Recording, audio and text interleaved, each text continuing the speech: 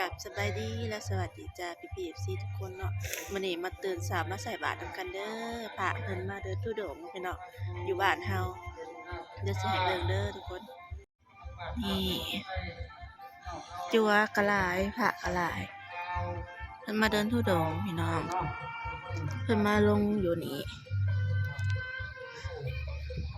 ไอ้แม่ไปใส่จ้าเป็นลัดใส่อยู่พู้นอยู่แคมทางไปบ่ทันจ้ะพี่น้องลูกสวย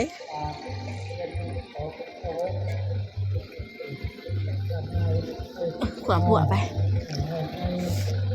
เอานะลูก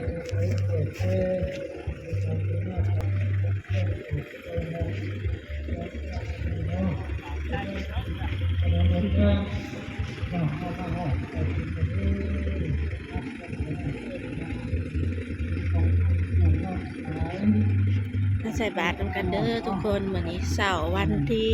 13เนาะ13มังกรถ้าฝั่งไทยเดือนมกราเนาะ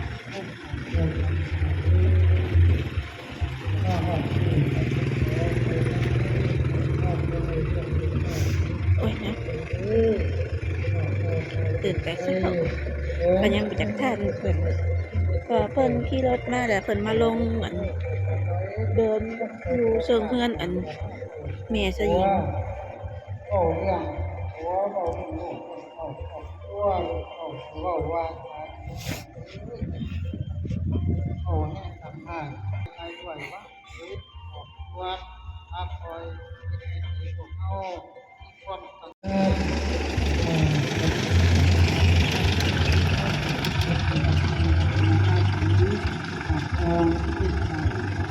ส่วนลายอยาก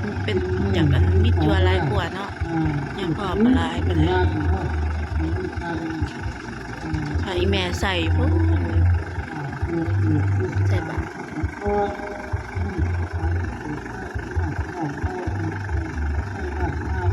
อีแม่เศร้าร้อยแล้วก็แม่สะพอนแล้วก็ตะไคร้อีกแม่บักทองเจ้าชาลัดใส่นะไปบ้านตื่นสวยกะ7 โมงบ่าย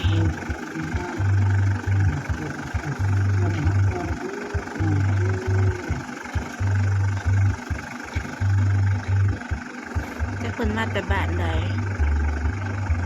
แต่ว่าเพิ่นขี่กายลงมาแล้วเพิ่นลบคืนมา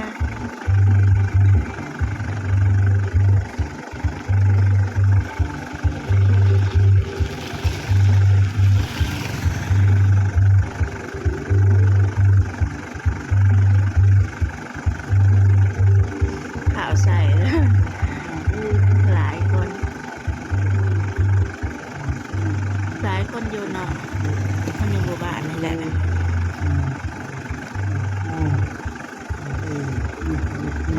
พี่น้องมา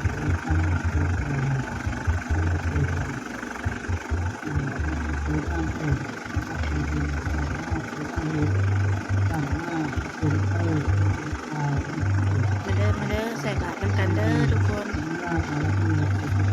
เอาบุญนำกันพี่น้องตักบาตรพร้อมกันเนาะ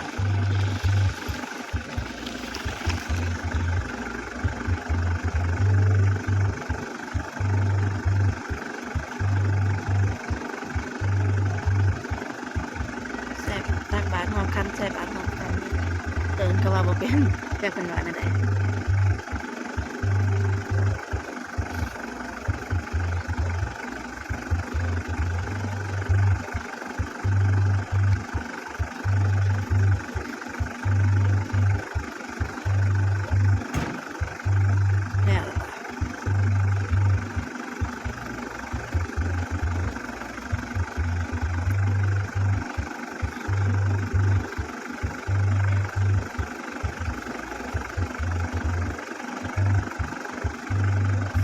ยากหนักก็คือสิแล้ว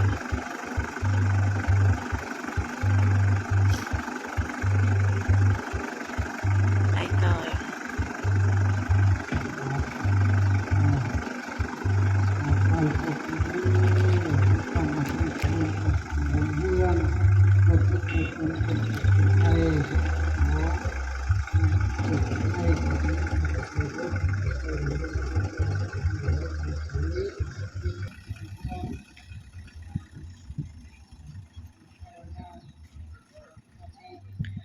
เพิ่นก็สิไปพุ่นละขึ้นไปเรื่อยๆบัดนี้ไปจนฮอดบ้านเทิงพุ่นละ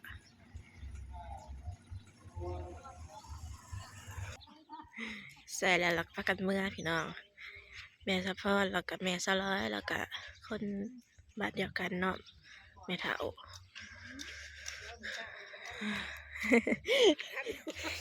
บ่ทันจ้ะแม่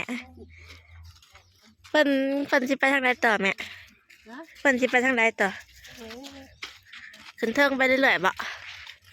ขึ้นเทิงบ่บัดนี้อยู่ชุมบ้านเทิงสิใส่บ่บัดนี้